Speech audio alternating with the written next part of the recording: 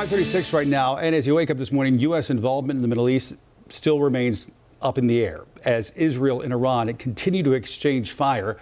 As President weighs his options, NBC's Alice Barr shows us the growing divide between GOP lawmakers on whether or not to take action.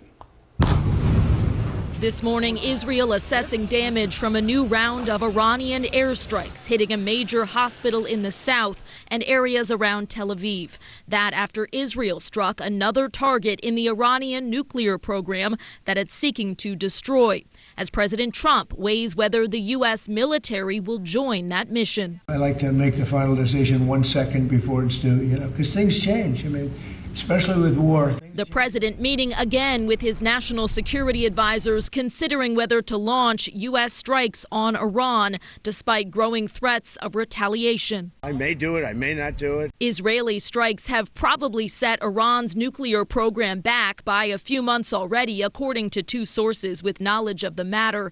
But one critical underground facility would likely require an American bunker-busting bomb.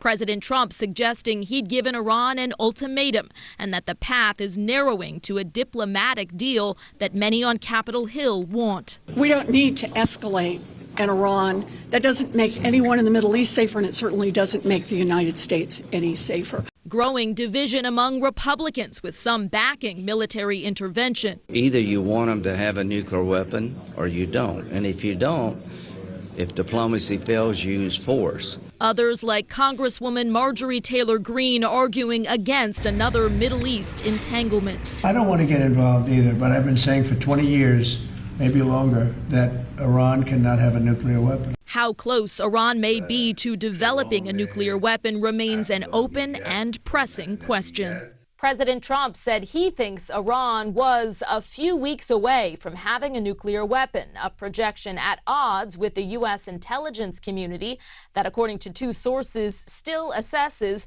that while Iran has lots of enriched uranium, the government has not made a decision to rush toward building a nuclear weapon.